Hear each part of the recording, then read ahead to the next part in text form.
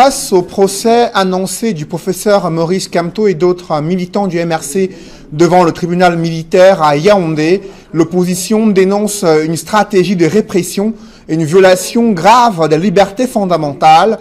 Le RDPC, par contre, défend le gouvernement sur la nécessité de préserver l'ordre public et de faire respecter les institutions au Cameroun. Réaction croisée dans ce reportage que signe Jean-Paul Chouniat et Dallas Tiana.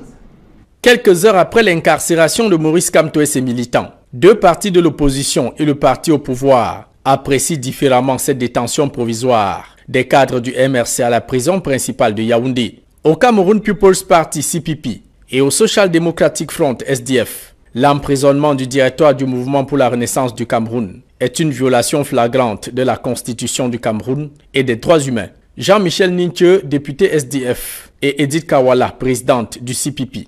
Des membres du MRC. Peuple camerounais, le RDPC, ses militants et partisans se réjouissent de cette mise au bagne du président Maurice Kamto et ses militants pour avoir défié l'autorité de l'État et par conséquent méritent d'être détenus dans une prison en attente de jugement.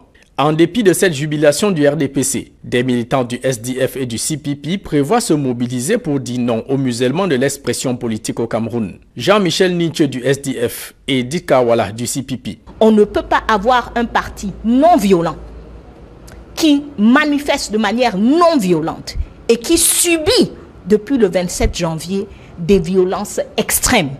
Il ne s'agit pas, parce que en lisant et en écoutant les Camerounais, ils pensent qu'il s'agit d'un individu ou d'un parti unique. Si on l'a fait à X hier, on va le faire à Y demain. Je suis scandalisé et je pense que l'opposition doit se montrer solidaire de Kamto et de ses camarades.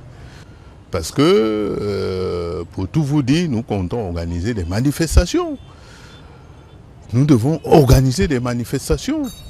Et le régime dictatorial de Yaoundé ne peut rien faire pour nous empêcher de manifester. C'est un droit constitutionnel. Sur les cas perpétrés dans les ambassades du Cameroun à l'étranger, la responsabilité de Maurice Kamto ne saurait être engagée, affirme le député SDF. Ce Kamto était à Paris, ce Kamto était à Berlin. Mais on doit le rendre responsable, n'est-ce pas, de ce qu'il a fait. Oh, quand on a organisé des manifestations, on n'a eu à déplorer aucune violence, aucune casse. Les violences qu'on a pu relever étaient, n'est-ce pas, du côté des forces de l'ordre qui ont tiré sur les manifestants à main nue. Pour sa part, la présidente du CPP redoute une radicalisation des militants du MRC face à l'attitude du régime de Yaoundé à avoir toujours voulu tout résoudre par la répression et la violence. Au sein de l'opposition, il est désormais question de dire non et non à la violation des libertés individuelles et l'embastillement des hommes politiques.